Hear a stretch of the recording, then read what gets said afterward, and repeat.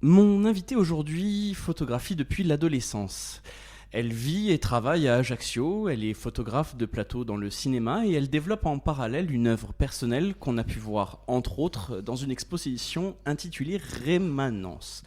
Son travail a une signature immédiate, du grain, une lumière chaude, des couleurs qui semblent venir d'ailleurs et d'avant, un univers qui déconcerte souvent ceux qui la découvrent avant de la rencontrer, parce qu'ils s'attendent à quelqu'un de peut-être un peu plus âgé. Elle dit d'elle-même que ce qu'elle vit lui manque déjà, c'est peut-être la définition la plus juste de ce qu'elle fait. Mais ce qui nous intéresse aujourd'hui, c'est une question plus large, une question que son travail pose sans forcément l'expliciter. Qu'est-ce que ça veut dire faire de l'art en Corse aujourd'hui ? Pas de l'art sur la Corse, pas de l'art pour la Corse, de l'art en Corse. C'est la différence qui nous intéresse aujourd'hui. Bienvenue Faustine Point. Merci beaucoup. Quelque chose à dire déjà ? C'est hyper beau, merci. Et c'est vrai que cette phrase est très vraie. Ce que je vis me manque déjà. Merci de l'avoir souligné. Vous photographiez depuis l'adolescence, mais si vous deviez expliquer à quelqu'un qui ne connaît pas votre travail ce que vous cherchez quand vous appuyez sur le déclencheur, je parle pas de technique, ni d'esthétique, qu'est-ce que vous diriez ? Que j'aimerais qu'ils ressentent la même chose que quand ils ouvrent un album photo de famille, je crois. Ce truc de mais non, c'était comme ça ressemble à ça et à telle personne et tout. Je sais pas, ce sentiment-là. Et vous l'avez trouvé ça ? Oui, je crois bien. Comment ? En fait, quand j'appuie sur le bouton, c'est que c'est pas forcément un cadre parfait ou une lumière parfaite, c'est qu'il y a une émotion qui, je crois, est ressentie par mon enfant intérieur plus qu'autre chose. Et du coup, peut-être que mon enfant intérieur parle aux autres enfants intérieurs un peu à droite à gauche. Et du coup, c'est peut-être pour ça que ça parle un petit peu à certaines personnes. Et du coup, vous l'avez toujours trouvé ou au contraire, justement, vous continuez aujourd'hui parce que vous l'avez pas tout le temps trouvé ? J'ai mis très longtemps parce que quand j'étais petite, c'était très compliqué pour moi parce que je vivais déjà dans le passé en n'ayant pas beaucoup vécu sur Terre. Ce qui fait que ça causait beaucoup de soucis à ma famille parce qu'ils se disaient mais elle peut pas continuer à vivre comme ça dans le passé tout le temps parce que le présent et le futur sont quand même merveilleux. Et du coup, j'ai tenté de trouver, je pense, dans mon métier, cette manière de figer ce qui me plaisait autant pour pouvoir le revivre dans mon présent et dans mon futur, quoi. Donc je suis toujours à la recherche de ça, de pouvoir bloquer ces moments merveilleux et de pouvoir les revivre quand je veux à travers mon métier. Est-ce qu'il y a une image que vous avez faite et qui vous hante aujourd'hui, où vous vous dites là, ça y est, je l'avais là, vraiment ? Oui, je crois que c'est une photo que j'ai faite à Lave où il y a mon petit frère et ses copains et un canadair qui passe juste au-dessus. Et je leur hurlais dessus, regardez le canadair et tout, et personne m'entendait parce qu'il y avait énormément de bruit.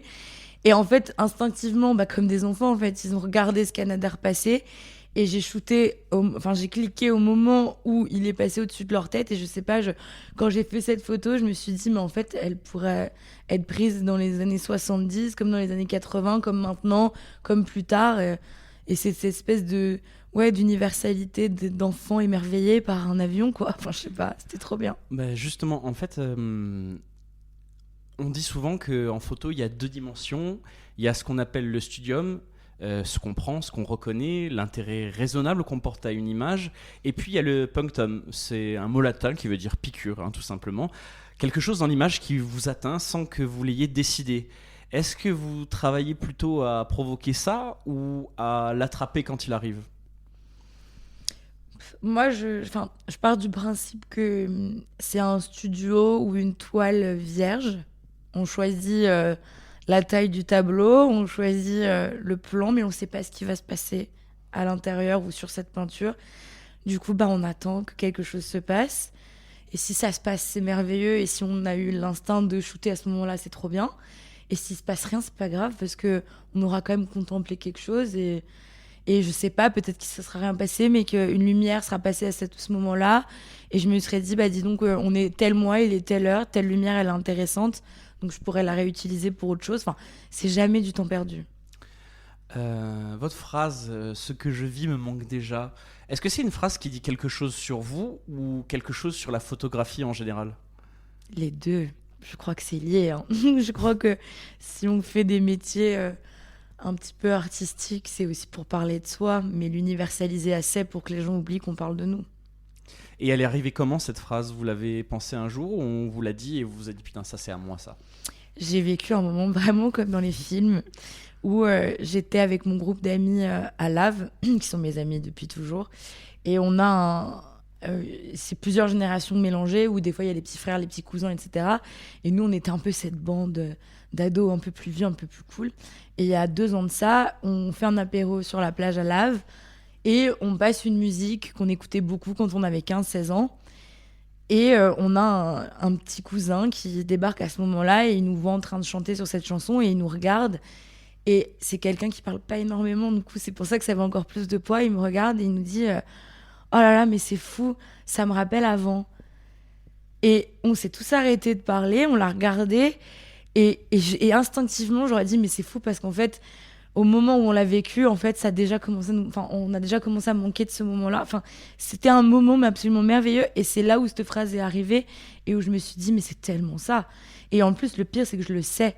Quand je vis un moment, je le vis, mais pas forcément pleinement, parce que je sais que je vis quelque chose d'assez extraordinaire et que ça va me manquer. Bah, c'est vraiment un propos parce que moi je pense que cette phrase on pourrait la lire aussi d'une autre façon, c'est non pas comme de la mélancolie mais comme une forme d'hyper-présence, hein, justement être tellement dans l'instant qu'on anticipe l'absence avant même qu'elle arrive. C'est exactement ça au final. C'est vrai, ouais. Mais c'était quelque chose moi qui me tourmentait beaucoup quand j'étais plus jeune parce que j'arrivais pas à l'expliquer. J'avais l'impression d'être hyper bizarre et de pas profiter. Et en fait, effectivement, j'ai compris que pas du tout. En fait, au contraire, j'étais là, je regardais tout ce qui se passait, j'emmagasinais tout ce qui se passait. Et même si j'avais pas un appareil photo sur moi, mes yeux et mon regard et mon cerveau, tout ça capturait ce moment-là et c'était super, quoi. On vous décrit souvent comme une photographe hors du temps. Comment vous le recevez? C'est une formulation qui vous plaît? Ouais. Bah, ça me plaît parce que ça veut dire que ce que j'ai hérité émotionnellement de mes anciens vit encore à travers moi et à travers mon travail, donc ça me plaît. Est-ce que ça a des inconvénients d'être perçu comme hors du temps dans un contexte qui change très vite? Non. Moi, je suis très fière de ça, vraiment, c'est bête, mais ça prouve que je fais ça vraiment par instinct et avec beaucoup de vérité. Et pas parce que c'est super de faire de la photo et qu'il faut avoir absolument la meilleure photo du meilleur moment, du truc. Non, moi je le fais parce que ça me fait un bien fou et parce que j'ai envie d'être, mine de rien, même si je suis hors du temps, d'être un marqueur de temps. Ça m'intéresse. Parce qu'il y a une lecture positive de cette expression, justement, on va rebondir dessus, hein, c'est être hors du temps, c'est peut-être refuser l'obsolescence, la photo jetable, le filtre Instagram, l'image qui dure 48 heures. Certains photographes le font délibérément. Est-ce que vous en faites partie? Sûrement. J'en fais sûrement partie, mais vraiment, c'est très compliqué pour moi d'intellectualiser mon travail. Et je sais que ça agace beaucoup de personnes, mais parce que c'est tellement... Je souris, hein, pour les gens qui ne voient pas. C'est tellement instinctif que quand on me dit, par exemple en école photo, on me disait beaucoup, mais pourquoi tu fais... Parce que je faisais que du noir et blanc avant. Et on me dit, mais pourquoi tu fais que du noir et blanc? Et je savais pas quoi répondre. Et c'est comme là, oui. C'est un biais esthétique, tout simplement. Oui, final, et puis je trouvais que la couleur...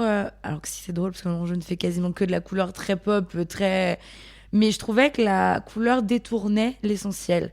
Alors que dans le noir et blanc, tout de suite, on avait le regard, on avait ce qui était important. Alors que la couleur, forcément...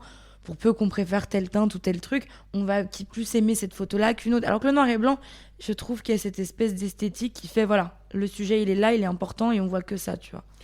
Rien à voir, mais quel appareil de prédilection pour vous? Vraiment, quelle marque vous attire le plus et peut-être même quel modèle? Alors, pour mon travail, Sony, parce que ça reste... c'est la Rolls. Ça reste Sony. Et pour le côté, quand j'aurai un peu plus de bouteilles et peut-être un joli contrat, Leica forcément.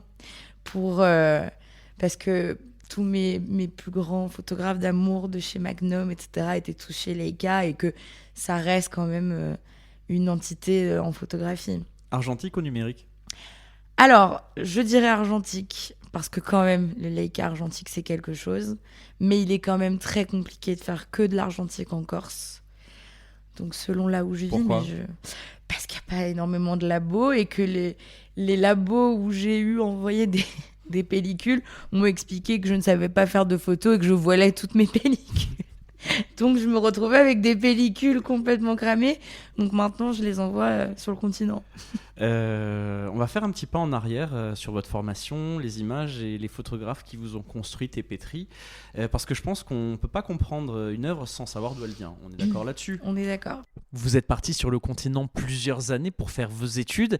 Et ce qui m'intéresse aujourd'hui, c'est est-ce que ça vous a changé et dans quel état d'esprit vous êtes revenu ?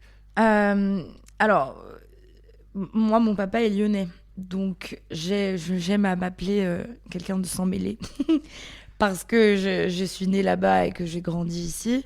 Moi, je n'ai pas du tout aimé ma formation photo à Lyon parce que c'est des écoles d'art et je suis pas fan du tout de ça. Mais pour rassurer mes parents sur le fait que je voulais faire de la photographie, j'ai fait une école photo. Moi, ce qui a vraiment changé mon regard, c'est évidemment la Corse, mais c'est surtout la Hollande.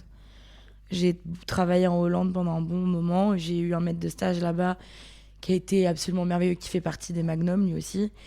Et lui, pour le coup, acceptait totalement mon côté corse. Le fait que j'aime les lumières corse, etc. Alors qu'à Lyon, justement, c'était oui, mais elle, c'est la Corse. Elle va retourner sur son île. Elle va faire ses petites photos là-bas. Et puis, c'était très péjoratif, en fait, dans la manière dont il le disait. Et moi, ça me blessait beaucoup parce que j'étais là, mais vous vous rendez pas compte de la richesse qu'on a sur l'île visuelle, quoi. Au niveau de la lumière, moi, je sais que, par exemple, à Lyon, quelque chose parce qu'on nous faisait beaucoup sortir pour shooter en extérieur, c'était plat. Il n'y a pas de lumière. Il n'y a pas cette lumière merveilleuse. Ça se voit. Y a pas, et pourtant, j'adore cette ville, j'ai grandi là-bas, mais il n'y a pas cette lumière, il n'y a pas cette connexion entre les uns et les autres, il n'y a pas d'interaction. Je me souviens très bien, on nous avait fait faire un sujet sur le vivre ensemble. Moi, j'avais fait un sujet sur... En fait, on n'a jamais été aussi seuls que maintenant. Donc, je n'avais pris en photo que des gens seuls, parce qu'en fait, il n'y avait que des gens seuls, et c'était une utopie que de vouloir faire un truc du vivre ensemble. Alors qu'ici, je pourrais complètement faire un sujet sur le vivre ensemble. Donc non, moi, j'ai toujours gardé mon amour d'ici, et je faisais d'ailleurs mes devoirs qu'on me donnait à Lyon. Je prenais un billet d'avion, je rentrais, et je les faisais ici. Est-ce que le fait de partir et de revenir, ça a produit une distance que vous avez mise dans votre travail ou une proximité qu'on n'a pas sans cet éloignement ? Une proximité très forte.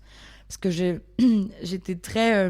vu que je m'appelle Point et que je suis née à Lyon, j'avais ce besoin, mais vraiment, de me faire aimer et accepter, inconsciemment, hein, mais je l'ai compris plus tard, en photographiant la Corse, en aimant la Corse, en montrant la beauté de la Corse, en montrant les gens, en montrant tout ça, en disant mais je suis là pour ça, pour vous montrer à quel point c'est merveilleux et à quel point je veux faire partie de ce monde-là, quoi. Il y a beaucoup d'artistes insulaires qui disent que c'est en partant justement qu'ils ont compris ce que c'était la Corse, que la distance est une condition de la vision. Est-ce que ça correspond à quelque chose dans votre expérience ? Oui, ma grand-mère me disait toujours il faut partir pour mieux revenir. Donc, dès que je partais, je prenais ce qu'il y avait à prendre en sachant pertinemment que j'allais revenir. Donc, c'était moins douloureux parce que voilà, j'emmagasinais plein de choses en me disant mais c'est super parce que ce que j'ai appris à tel endroit du monde ou tel endroit sur le continent, je vais pouvoir le ramener ici et le mettre à profit ici, en fait. Donc, y a cette phrase, mon Dieu, j'ai oublié qu'il l'a dite, mais un Corse ne part jamais, il s'absente. Exactement, c'est très vrai, c'est très très vrai. Et vraiment, moi, je sais que plein de fois, on m'a dit, mais même dans mon milieu, hein, mais pourquoi tu vas pas travailler à Paris ? Enfin, à Paris, mais parce que mais ça serait déjà trop facile et puis j'ai pas envie. Il y a tellement de choses à faire ici, il y a tellement de choses à mettre en lumière, il y a tellement de choses à montrer, mais allons-y, quoi. Parmi vos références déclarées, il y a beaucoup de photographes américains et britanniques qui sont ancrés dans des mondes assez précis. Comment ces références sont-elles arrivées jusqu'à vous ? Alors, j'ai commencé la photo en ne connaissant absolument aucun photographe. Je suis arrivée en école d'art en ne connaissant aucun non plus. Et je rencontre, donc j'avais 16 ans, donc Oscar Seconds, qui va devenir donc mon maître de stage en Hollande. Et je lui montre mes photos. Et là, il s'arrête et il me dit « Mais mon Dieu, est-ce que tu connais le travail de Saliman ?» Donc moi, la première photographe que j'ai connue, c'est Saliman, parce qu'Oscar m'avait parlé de Saliman. Et là, je regarde son travail et je me dis « Putain, c'est dingue, genre... c'est fou, je fais des photos et des cadrages comme elle. » Enfin, bon, évidemment, 1000 fois moins bien, mais c'était ce qu'elle racontait dans ses récits, à travers ses photos, etc. Ça me parlait énormément. Et c'est là où je me suis dit « Mais c'est dingue, en fait...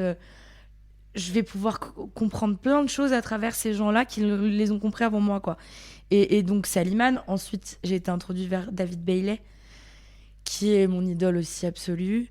Richard Avedon aussi beaucoup. Et après est arrivé Martine Parr et sa couleur merveilleuse. Et c'est à ce moment-là, et c'est aussi dans les films. C'est bête, mais il n'y a pas que les photographes qui m'ont inspirée au niveau de l'image. Beaucoup de films, mais c'est vrai que... Lesquels ? Moi, le film qui m'a le plus marqué esthétiquement, je crois que c'est L'Homme de Rio. La référence revient tout le temps et je crois même que je l'ai noté. Ouais, Donc... c'est Ouais. déjà parce que je suis amoureuse de Jean-Paul Belmondo, mais en plus parce que je trouve que l'esthétique de ce film est absolument dingue. Et moi, j'aime tellement ces films des années 70 et je sais pas, je pense que inconsciemment, ça a impacté ma manière de photographier. Est-ce que vos références ont évolué ? Est-ce qu'il y a des gens que vous avez découverts plus tard qui ont changé quelque chose ? Un seul, dont j'ai parlé sur une télé hier, qui s'appelle, son nom d'artiste c'est Odieux Bobby, qui est un photographe de chez Libé de base, et qui en fait est impressionnant parce qu'on le met dans n'importe quelle situation, il sort des choses merveilleuses. Donc, et en plus, il a ce grain et cette couleur à laquelle je suis autant attachée. Et il est ambassadeur Leica aussi, donc ce qui ne gâche rien. Voilà, ça lie l'utile et l'agréable quand on Exactement. connaît le prix des Leica. Voilà. Exactement. Est-ce que c'est pas ça aussi un indicateur de récession ? Ouais, c'est nos Rolex à nous. Ah non, il y a les Hasselblad quand même. Oui, c'est vrai. Oui, mais c'est pas la même chose. C'est pas la même manière de photographier. Oui, c'est vrai. Parce que le carré, rectangle, enfin c'est bête, mais c'est pas la même manière de shooter, c'est pas la même manière de traiter un sujet. Donc il y a deux équipes. Moi je sais que le moyen format, j'aime tellement ça. Mais encore une fois, j'en ai fait il y a très longtemps. Je ne sais pas si maintenant j'arriverai encore à faire comme j'ai envie de faire avec du moyen format. Vous travaillez comme photographe de plateau dans le cinéma. C'est un métier qui consiste à documenter un récit qui n'est pas le vôtre. Est-ce que ça a un effet sur votre rapport à votre propre démarche artistique ? Oui, énormément. Parce que moi déjà, l'idée que une centaine de personnes travaillent tous ensemble pour l'idée d'une seule personne, déjà moi ça m'émeut beaucoup parce que je me dis c'est quand même dingue que 100 personnes arrêtent tout, partent sur un plateau et disent ok, on croit en toi, on croit en cette idée et on va tous donner de notre mieux pour réaliser ce projet tous ensemble. Donc moi, juste le fait de regarder ça et de photographier ça dans ma vie personnelle me pousse aussi à créer ces espèces de bandes où on crée plein de trucs tous ensemble, où on parle d'idées, où on échange vachement. Et je sais pas, et puis ça, il y a tout ce travail de lumière qui est impressionnant, il y a ce travail d'écriture, il y a ce travail de... Enfin, je sais pas, je trouve ça absolument magique, vraiment. Est-ce que vous vivez les deux comme des espaces séparés, le plateau d'un côté et le travail de l'autre, ou est-ce que ils se nourrissent ? Non, ils se nourrissent. Ils se nourrissent parce que on est dans une... Franchement, ceux qui bossent sur les plateaux comprendront, et même sûrement dans d'autres domaines, mais c'est une espèce de bulle où moi, je sais qu'après un tournage, il me faut une semaine avant de revenir à la normale, entre guillemets, parce que c'est une espèce d'adrénaline qui est pas explicable. Je sais pas comment... Vraiment, je saurais pas l'expliquer. C'est un truc à la fois de colo de vacances, où on vit tous ensemble... donc faut pas avoir de problème de batterie sociale sur les plateaux, mais où on vit ensemble, on fait tout ensemble. C'est le groupe, hein. C'est ce truc, moi, qui me plaît trop, on est tous ensemble, on bosse tous ensemble, on échange tous ensemble, quand on a des doutes, on s'en parle. Et puis ce que j'aime aussi, c'est que j'ai beaucoup de chance parce que je suis tombée que sur des plateaux où il y avait des gens très pédagogues. Parce que moi, mine de rien, j'en ai pas fait des milliards non plus. Et j'avais des gens qui me disaient « Non, mais là, c'est bien, tu peux plutôt te mettre ici. » Je sais pas, ce côté entraide, tout ça, dans ma vie maintenant privée, ça m'a vraiment impactée. Qu'est-ce que vous avez appris pendant votre travail que vous retrouvez dans vos créations et dans dans votre relation à l'art, dans ce que vous créez? Le plateau, qu'est-ce que... Ouais, qu'est-ce que le plateau vous a appris? Il m'a appris à regarder le moindre détail. Il m'a appris qu'on n'avait pas besoin d'avoir des objectifs à des millions d'euros, mais juste un cerveau qui, qui arrive à fabriquer des choses en se disant, bah tiens, cette lumière, faut faire ça, bah hop, on va prendre un sachet d'oignon, on va le mettre autour pour tamiser. Ça pousse le créatif à fond. Donc en fait, moi maintenant, ça m'a impacté où au lieu d'aller vers la facilité en disant bah ça on va le faire en post-prod, non, on va prendre un carton, on va découper dedans. Jamais dire cette phrase. Voilà, exactement. Et je le dis à chaque fois, je dis cette phrase est à bannir. Non. Mais moi, voilà, ça m'a appris ça. Ça m'a vraiment appris ça à me dire, voilà, on prend un carton, on découpe dedans, on fait nos trucs, machin, on construit de A à Z, à la Varda un peu. On est très rustique et artisanal ici aussi. Hein. Les gens peuvent pas trop mais le voir. Mais j'adore, mais je l'ai dit, que nous aussi on faisait la même chose. On va faire... Bon, maintenant on va rentrer dans le vif du sujet, hein, dans ce que votre rapport, ce que votre travail dit, votre rapport à l'endroit et où vous vivez.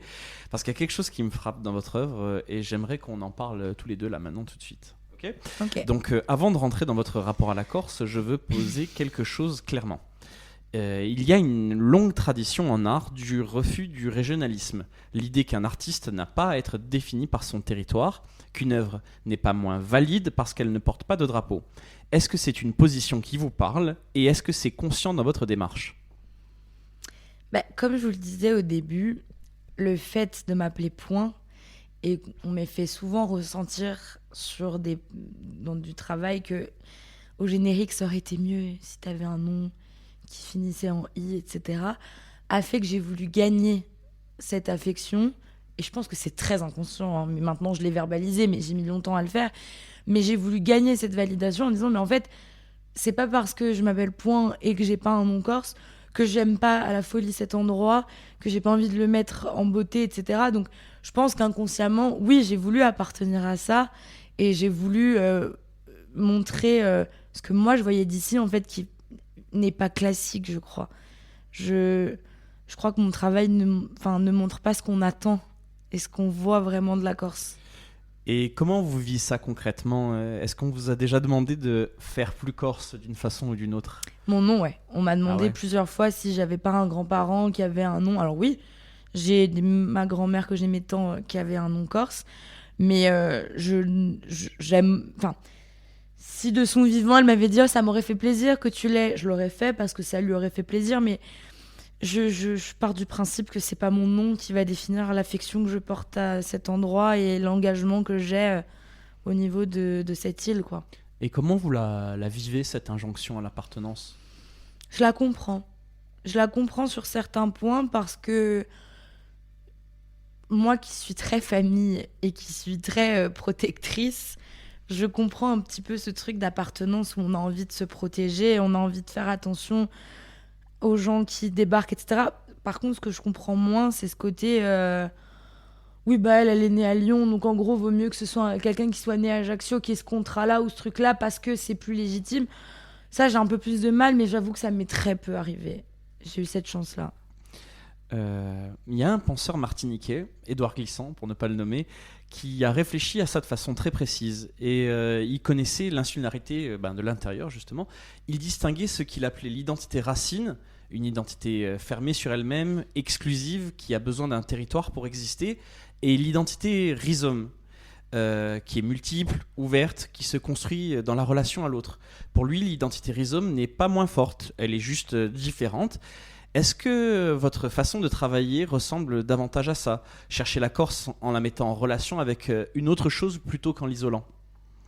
Vous voyez ce que je veux dire? Ouais, je crois. Allons-y. Je crois. Alors moi, je trouve déjà, il faut le dire quand même, que le fait que je pense que notre génération, celle d'avant et celle d'après, soit partie pour revenir, ça a déjà apporté une certaine ouverture d'esprit qui est un petit peu plus importante, il faut le dire. Mais je suis assez d'accord avec son propos, mais en même temps, c'est compliqué. Je trouve que il y a des gens qui... Ouais, mais je trouve qu'il y a des gens qui trouvent beaucoup de bonheur à se dire qu'ils appartiennent à quelque chose et ils ont envie de rester là-dedans. Donc moi, j'ai pas envie de juger ça parce que je le comprends. Et en même temps, je comprends aussi les autres qui se disent, en fait, je suis fière de mes racines, je suis fière de tout ça, mais j'ai besoin aussi d'aller voir autre chose.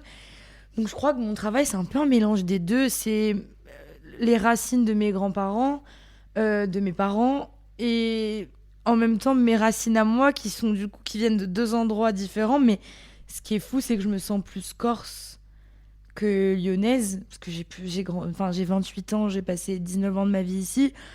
Donc je me sens plus corse qu'autre chose. Et pour moi, il y a tellement de belles choses ici que c'est important de le montrer ailleurs.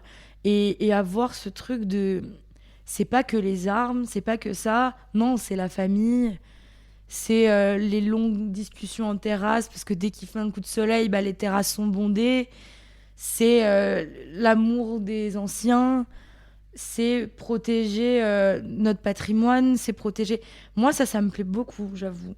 Ça doit peut-être être ma vieille âme, mais j'aime beaucoup... j'aime beaucoup... C'est un parti pris qui est assez Ouais. intéressant. Je trouve... En fait, j'aime beaucoup les anciens. Je trouve qu'on a beaucoup à apprendre d'eux. Et moi, je suis pas du tout de l'équipe... oui, maintenant, c'est bon, ils ont fait leur temps. Maintenant, place aux jeunes. Au contraire, moi, je suis beaucoup... non, il faut leur parler, il faut apprendre d'eux. Et la manière dont ils parlent de la Corse, moi, j'aime beaucoup parce que moi, ça m'inspire, en fait. Ça m'inspire beaucoup parce que je trouve que ça n'a pas tant changé que ça sur certains plans. Et les choses qui ont changé, c'est vers le mieux, je trouve. Donc, c'est bien. Votre exposition Rémanence est présentée comme un dialogue entre le cinéma et les paysages méditerranéens. Pas forcément corse, vraiment méditerranéen. Est-ce que c'est un choix de formulation de votre part ? Je parle de ce que je connais, je crois. Et donc forcément, en fait, c'était un petit peu comme comme des captures d'écran faites d'un film ou des captures d'écran faites d'une balade, je sais pas trop. Enfin, c'est peut-être les deux. Un film qui parle d'une balade, je ne sais pas. Donc forcément, c'est des paysages que moi, je vois quand je pars avec mes écouteurs pour me vider l'esprit. Forcément, ça va être un paysage méditerranéen. Et puis, il faut se le dire, c'est quand même un paysage qui est très photogénique. Donc, effectivement, on peut intellectualiser la chose, mais aussi factuellement, la Corse est ultra photogénique. Donc, c'était obvious qu'il fallait que je fasse quelque chose qui est esthétiquement beau et qui parle, qui résonne avec ce que je ressens.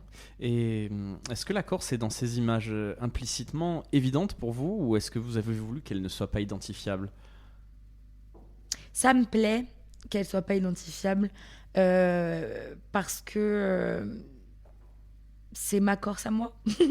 C'est ma manière de la voir. Et tu l'aimes ou tu la quittes ? Voilà, c'est ça. Tu l'aimes ou tu la quittes. C'est la manière dont je la vois. Et je sais qu'il y a des gens qui pensent que ça fait penser certaines fois à Los Angeles. Il y en a d'autres qui pensent, parce que je shoot vachement dans les champs, j'adore les champs. Donc ça fait Texas. Et puis ce côté-là, ça fait ça. Et puis et ça me plaît vachement. Et de me dire, mais vous voyez, on est en Corse. Et en Corse, on peut avoir 1 milliard de décors différents, en fait. Donc oui, ça me plaît. Et puis les gens cherchent, et puis j'aime bien que vous dites, mais enfin c'est ici, mais j'ai jamais vu ce truc-là, et je suis là, et ouais, moi je l'ai vu. Et oui, il n'y a pas que la chapelle des Grecs et les Voilà. séminaires. Oui. Voilà. Est-ce que un spectateur qui ne saurait pas que vous vivez à Ajaccio pourrait le deviner en regardant votre travail ? Non, je pense pas. Je pense pas parce que déjà j'ai cette manie de poster sur les réseaux sociaux sans réfléchir jamais. C'est-à-dire que je vais pas me dire, alors là, il faut que je poste à telle heure, tel truc. Non, je poste tellement de trucs dans des endroits tellement différents et tout que je pense que quelqu'un qui tombe sur moi, je pense même qu'il va pas comprendre que je suis photographe. C'est possible aussi. Mais non, je pense pas parce que j'aime autant faire du paysage que du portrait, que aller sur Paris, évidemment avec ma bande de copains corses, parce qu'il faut pas déconner non plus. Et faire des photos à Paris de copains là-bas. Donc je pense pas. Et même à travers mes photos, moi je fais en sorte d'être un peu dans un monde qui n'existe que dans ma tête, quoi. Donc je crois que les plans que je prends à Ajaccio et tout, on les reconnaît pas facilement. C'est un peu une chasse au trésor. Pourquoi ? Mais parce que vous rendez-vous compte, à travers mon travail, j'expose toute ma vie en l'universalisant. Mais du coup, peut-être que inconsciemment, j'ai envie de me cacher et qu'on me reconnaisse pas et qu'on sache pas où est tout ça, parce que c'est très intime ce que je raconte, mine de rien. Rémanence, ça a été l'exposition la plus intime que j'ai jamais faite. Donc les gens qui me connaissent, mes amis, ma famille, eux ont compris et m'ont dit, dis donc, ouais, quand même, t'as quand même tout sorti. Et ce qui était merveilleux, c'est que les gens qui ne me connaissent pas m'ont dit, mais c'est fou, cette photo m'a fait penser à ça, à telle rupture ou à tel deuil ou à tel truc. Et en fait, j'étais là, bah c'est bon, j'ai gagné. C'était moins cher qu'une thérapie. Voilà, grave, carrément. Dans votre note d'intention, vous écrivez mes images explorent la mémoire, la mer et la lumière méditerranéenne qui m'accompagnent depuis toujours. La mémoire, la mer, la lumière sont des thèmes qui pourraient s'appliquer à n'importe quelle rive de Méditerranée. Est-ce que c'est voulu, une universalisation justement, on rebondit, ou est-ce que c'est la Corse qui est là, en dessous, dans chaque image ? Je crois que c'est la Corse, même si je devais shooter à Marseille, en Méditerranée, ça serait la Corse, quoi. Je sais, Après, bon, là, on repart dans un truc. Peut-être que je pars un petit peu loin, mais j'ai eu un accident aux yeux quand j'étais petite, et j'ai eu cet accident quand je vivais à Lyon, mais en vacances ici, dans ma maison de famille. J'ai eu la chance d'être opérée à Ajaccio, et on a sauvé mon œil ici. Donc, j'ai un rapport aussi à la Corse via ça, via mon regard que j'ai failli perdre ici. Au tragique ? Ouais, et je crois qu'il y a aussi un rapport avec ça, mine de rien. Mais en fait, c'est super compliqué pour moi d'universaliser tout ça. Mais la Corse, elle est partout. Elle est dans les odeurs, dans la manière dont le soleil se lève, dans la manière dont il se couche. En fait, je l'ai tellement observé, je l'ai tellement regardé, je l'ai tellement contemplé que je pourrais reconnaître une lumière corse ou n'importe quoi, n'importe où. Vraiment, pour le coup, moi, même si ce serait que des close-up de choses en Corse, je suis sûre que j'arriverai à dire que c'est en Corse. Ah ouais, vraiment, comment dire, le géoguesseur de la Corse, c'est où ? Je suis sûre parce que vraiment, c'est comme quelqu'un qui écrit une thèse pendant des années sur quelque chose. Bah, il va le reconnaître de partout. Mais moi, c'est un peu pareil, quoi. Si vous deviez choisir une réplique de film corse ou d'une chanson pour accompagner une de vos images, vous en verriez une, enfin laquelle vous choisiriez ? Peut-être qu'un jour d'Antonio Ciosi. Je crois que ce serait elle. Parce que c'est déjà elle que j'écoutais quand je faisais mes études à Lyon. Tous les matins en me disant peut-être qu'un jour je reverrai la mer. Et je l'aime beaucoup cette chanson. Et je trouve qu'elle résume très bien un Corse qui est parti et qui a qu'une hâte, c'est revenir chez lui. Vous vivez à Ajaccio, on est dans une période où la Corse est au cœur d'un débat politique et culturel historique. La langue, l'autonomie, l'identité institutionnelle. Votre travail ne s'en saisit pas directement. Est-ce que c'est une position consciente, l'art hors de la politique, ou simplement que c'est des questions qui vous traversent pas, ou ça n'a pas à rentrer dans votre art ? J'en parle, mais encore une fois, ça parle à ceux qui veulent bien le regarder et bien le voir. Parce qu'il y a plein de choses cachées un petit peu à droite à gauche, parce que j'aime pas forcément en parler autour d'un comptoir, mais j'aime bien en parler à travers mes photos, quoi. Donc si on ouvre un petit peu les yeux, on peut comprendre certaines choses et voir certaines choses. Comme quoi, par exemple ? Déjà, l'identité. Moi, je trouve qu'elle est très importante. Donc, je prends souvent en photo des drapeaux. C'est bête, mais pour moi, ça passe. Peut-être qu'on va me hurler dessus de dire ça, mais je trouve que ça passe à travers ça. Et il y a j'ai beaucoup de photos qui passent à travers ce drapeau-là, qui pour moi est quand même. Parce que mine de rien, je sais pas si vous avez remarqué, mais dans n'importe quelle manifestation du monde, si vous regardez bien, on voit toujours un drapeau corse. Et algérien. Et algérien. Pour le coup, moi je shoot oui, non, mais bien en Corse. Donc mais c'est la même lumière et c'est la même mer. Oui, c'est la même lumière, c'est vrai. Mais moi, c'est quand même hallucinant, on le voit de partout. Moi, c'est ça que j'adore à chaque fois qu'il y a un truc qui se passe dans le monde. Ils sont là. On est partout. Donc c'est pour ça, je me dis, c'est un point de ralliement. Est-ce que c'est quelque chose est-ce que c'est une chose sur laquelle on vous a déjà interpellé en Corse, dans le milieu artistique, que il y ait ce choix comment le dire, de politisation entre guillemets discrète? Non, on m'a jamais rien demandé parce que je pense qu'ils savent que j'ai bien assez à faire avec le travail de mémoire et je laisse ce travail-là à ceux qui sont plus compétents sûrement pour en parler et pour le photographier. parce que certains artistes font le choix de ne pas être des artistes politiques et c'est un choix qu'on peut revendiquer. Hein. La photographie intime n'est pas moins sérieuse que la photographie engagée. Ce sont deux façons complètement différentes d'être présent. Est-ce que vous êtes d'accord avec ça ? Oui, complètement. Voilà. Complètement. Vous dites que vous essayez d'universaliser ce qui vous parle. C'est une phrase qui revient souvent dans vos interviews. Est-ce que vous pouvez développer ce que vous entendez par universaliser ? Parce que c'est un mot qui peut vouloir dire beaucoup de choses. Bah en fait, vous aviez raison, c'est un petit peu une thérapie qui ne nécessite pas un psy. Hein. C'est que je pars du principe, un peu peut-être naïf, mais que chacun a connu un deuil, chacun a connu une rupture douloureuse, chacun a connu des amours d'été, chacun... Voilà. Donc j'essaye d'universaliser ce qui, moi, me touche énormément en me disant, bah, si ça m'a touché, c'est que ça a touché plein d'autres personnes.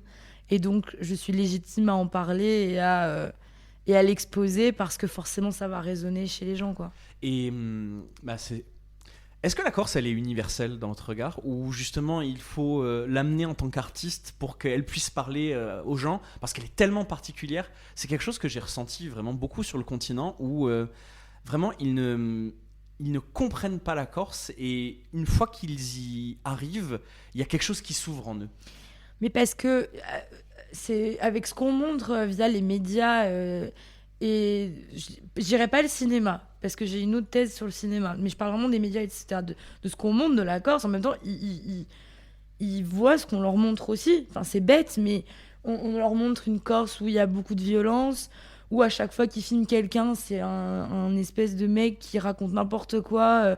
Enfin, à chaque fois, ils se débrouillent pour montrer une image de la Corse qui n'est pas du tout celle dans laquelle je vis et dans laquelle j'ai grandi. Enfin, et à chaque fois, moi, je ne me reconnais pas là-dedans. Donc moi, quand les gens me disent sur le continent, oui, mais vous, en même temps, vous aimez pas ci, vous aimez pas ça, vous êtes anti-ci, anti-ça.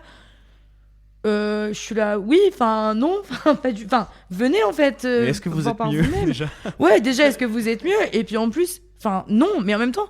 Quand on regarde ce qu'on montre de nous dans les médias, bah franchement, je peux comprendre qu'ils aient cette image un petit peu biaisée de la Corse, en fait. Mais en même temps, c'est aussi à nous de montrer d'autres choses, et c'est pour ça que je travaille autant là-dessus. C'est aussi de montrer qu'en fait, non, ce n'est pas que ça. C'est bien d'autres choses et qui sont bien plus merveilleuses que ce qui se passe sur le continent, quoi. Et est-ce que vous avez déjà rencontré des résistances, hein, quelqu'un qui a regardé votre travail en disant mais non, ça c'est pas universel, ça me parle pas en fait, je ne comprends pas, je suis complètement imperméable à ce que je suis en train de regarder. Non, j'ai eu beaucoup de chance parce que même des gens de ma famille qui sont des portes de prison m'ont déjà dit oh là là c'est fou, ça me rappelle quand j'étais petit. Rien que ça me rappelle quand j'étais petit. J'ai gagné. j'ai gagné, quelqu'un a ressenti quelque chose.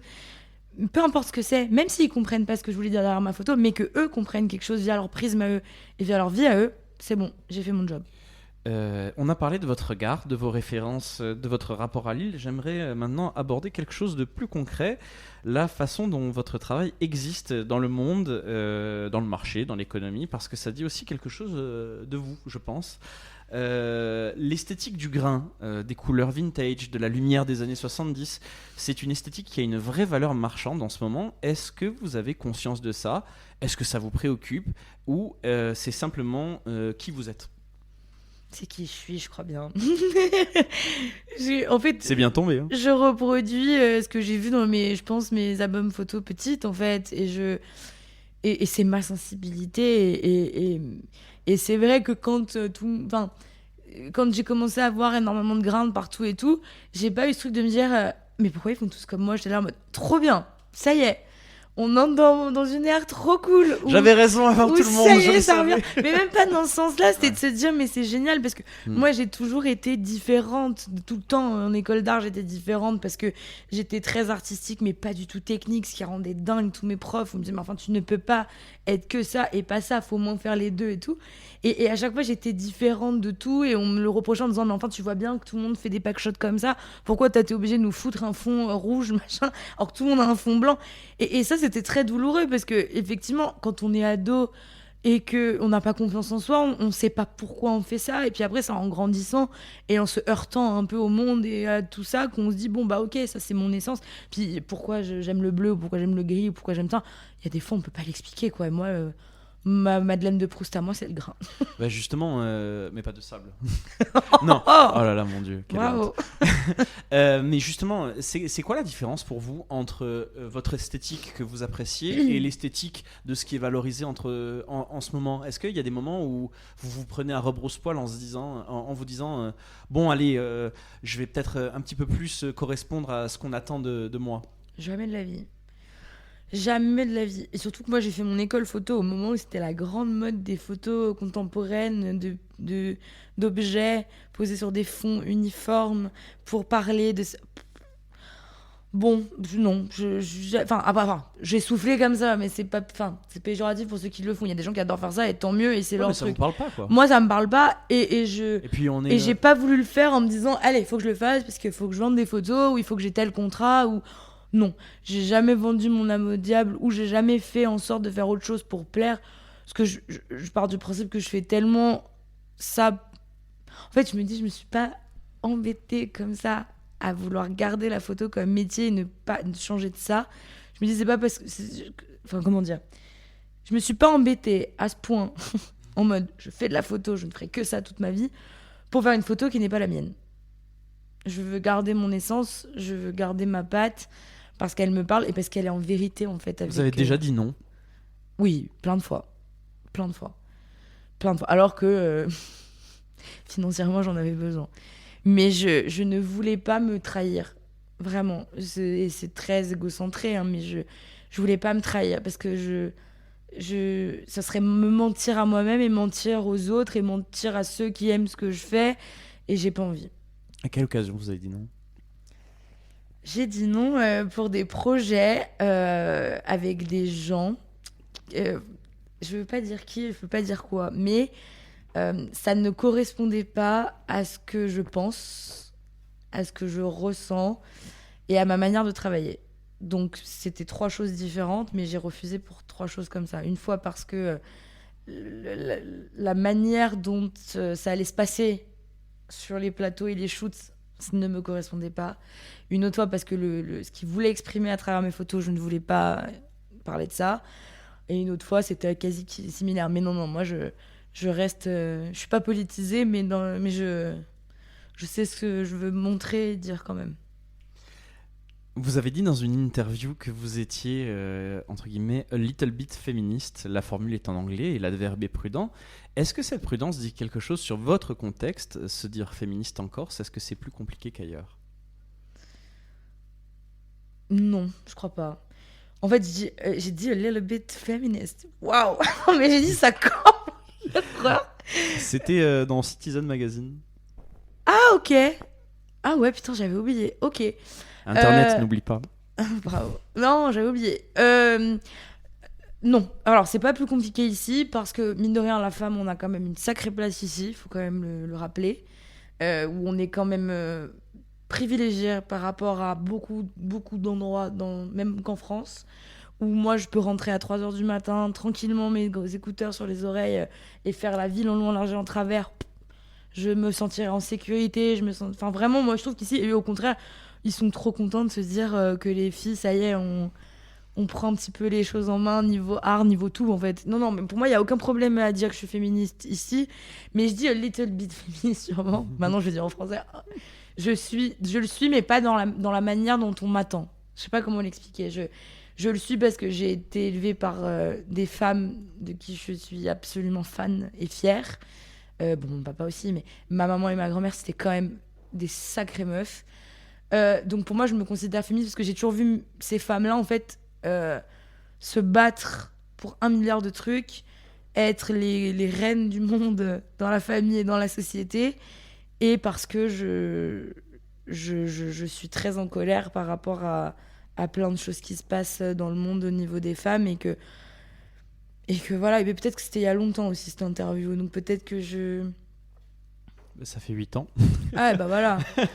Donc il y a 8 ans, c'était pas du tout la même ouverture à ce niveau-là, et puis il y a 8 ans, j'en avais 20, donc est-ce qu'à 20 ans, c'est vraiment... Je sais pas. Est-ce qu'il y a quelque chose que vous photographiez différemment parce que vous êtes une femme, ou que vous refusez de photographier? Non, pas du tout. Je vais photographier différemment selon mon mood. Mais pas seulement si je suis une femme ou un homme, au contraire. Genre, moi, je sais que pendant les manifestations, j'aimais bien aller faire des photos à ce moment-là. Euh, et au contraire, genre, je me sentais encore plus puissante. C'est bizarre, hein, mais j'avais ce truc de me dire, je suis entourée de plein de mecs cagoulés et plein de flics qui sont en train de s'envoyer des trucs dans la tronche. Et moi, je suis une petite meuf au milieu avec mon appareil et ma petite écharpe sur le nez en train de faire mes photos. Et j'avais ce truc de cette boule de feu. Et je sais pas, c'était génial. Mais non, je me suis jamais interdit rien. Parce que On revient sur l'adrénaline dont vous parliez au départ. Le grand 8, comme j'aime à l'appeler. La photographie intime, c'est un choix fort, hein, mais l'intime peut aussi être un espace que seuls certains artistes peuvent se permettre d'habiter pleinement. Ceux dont la vie est suffisamment stable, suffisamment à l'abri pour être un sujet. Est-ce que vous avez déjà pensé à ça ? Non. Non, je pars du principe que personne n'a une vie linéaire, toute belle, toute gentille, toute propre, en fait. Donc, moi, mon travail, c'est de peut-être réveiller chez eux quelque chose d'enfoui à travers une image et de se dire, mais en fait, moi aussi, je ressens ça. Et peut-être de débloquer quelque chose pour pouvoir tendre vers le mieux, je crois. Et pouvoir se réconcilier avec soi-même.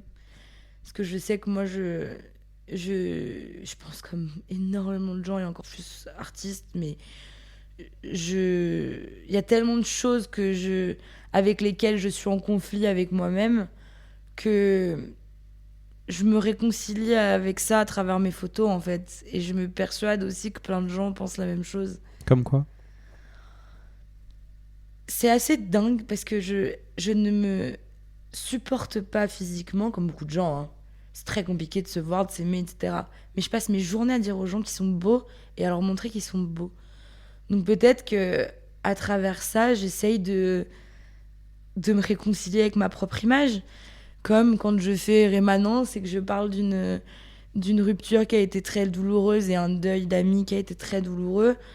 Bah en fait, peut-être qu'inconsciemment aussi, je me dis, bah plein de gens sont passés par des ruptures, mais ça va aller. Et c'est dingue, ouais, je sais pas. Moi, je pense vraiment que...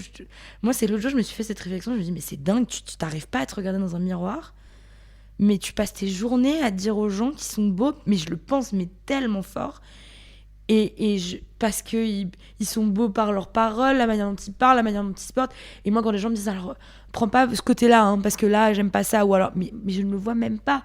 Et c'est là où moi, ça remet tout en question et où je me dis, mais enfin, si eux, ils voient ce truc minime et que moi, je le vois pas, et machin, je dis, mais moi, ça doit être la même chose. Donc, je sais pas, peut-être que... Ouais, je sais pas, sûrement.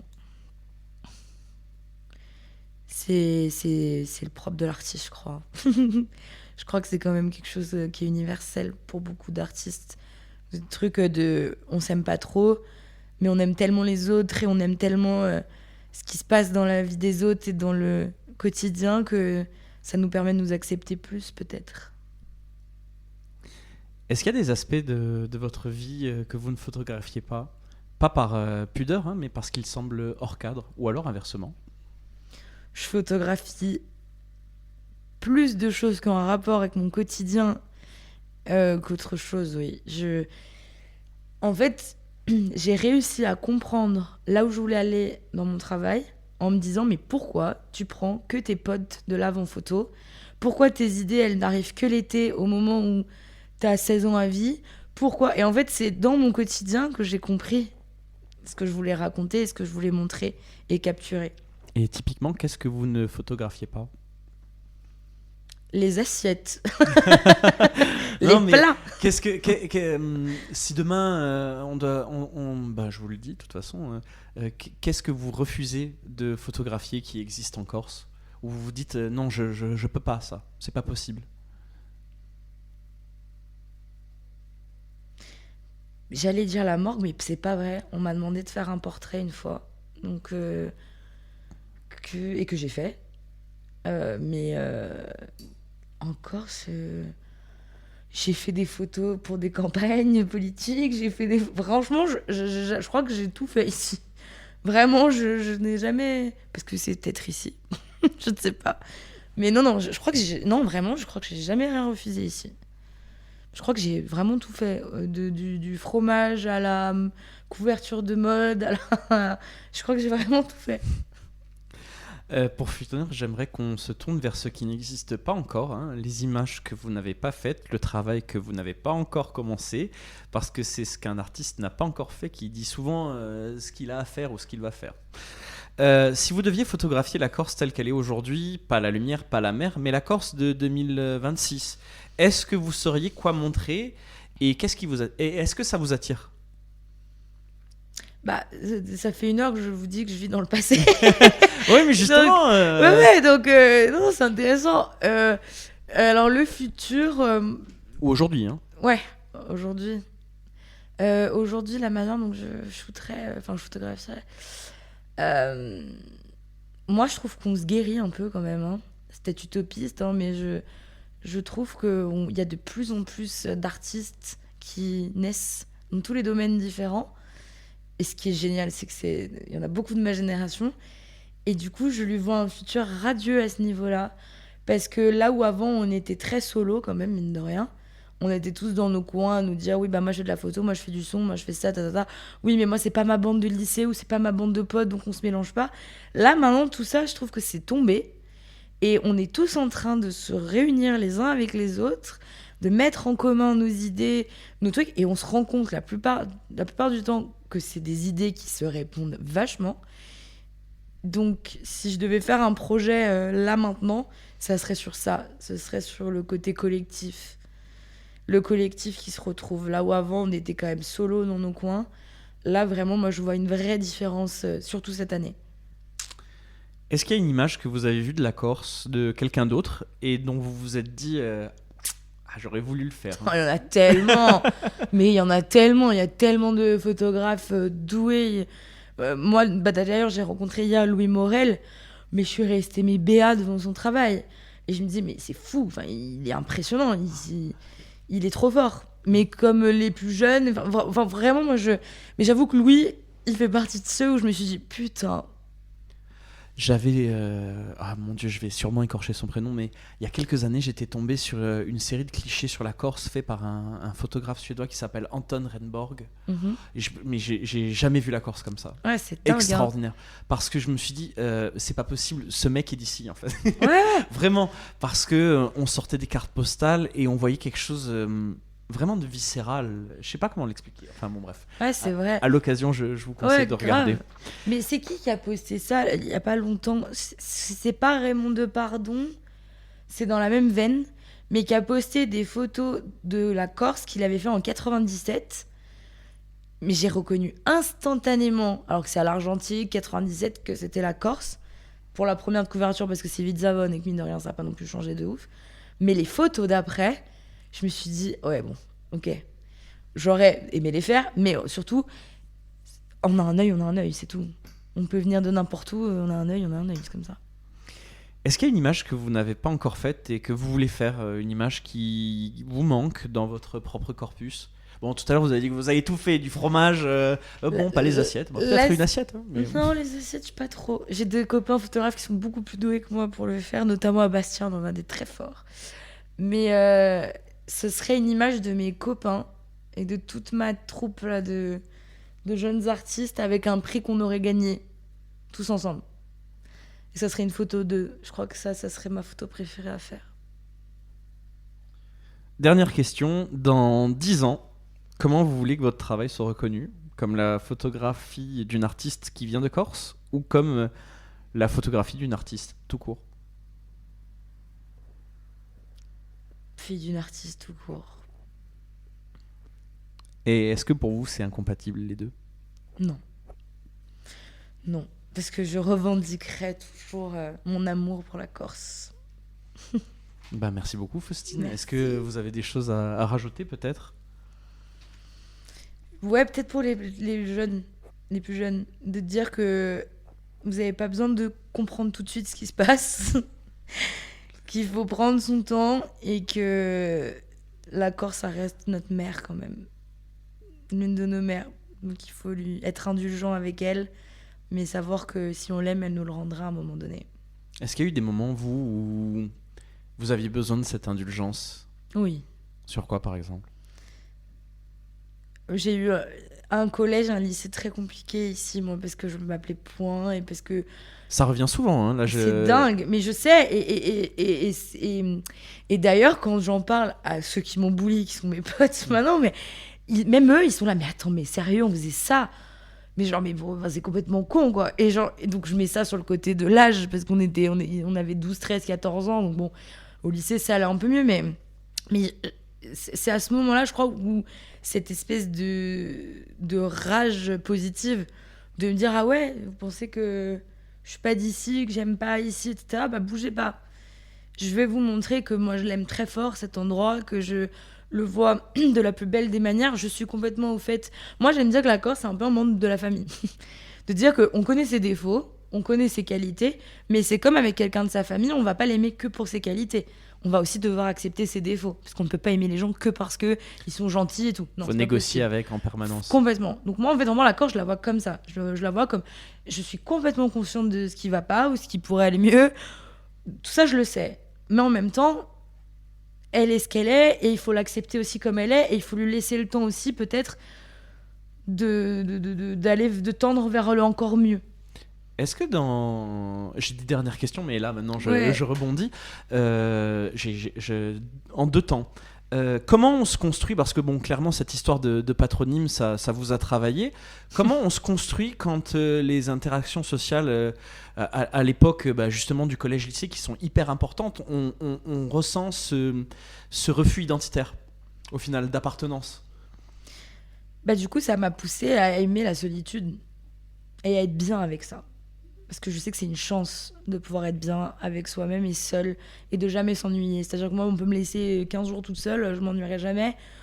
Parce que j'ai appris à être seule, en fait, et à aimer ça. Et peut-être que ma vie aurait été différente, que mon travail aurait été différent si j'avais eu 1 milliard de copains tout de suite maintenant, et que j'avais tout de suite... Et aussi, ce qui était bizarre, c'est que... Donc, c'est toujours le cas maintenant, mais au collège et tout, il y avait ce truc de bande qui se connaissent depuis la maternelle, où ils étaient tous ensemble, et tu pouvais pas rentrer dans ce truc, c'était pas possible. Ou alors, il fallait gagner le droit de rentrer dans ce groupe-là.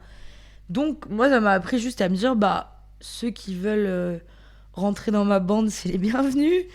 Et in fine, en fait, tous ces gens-là sont dans ma bande maintenant.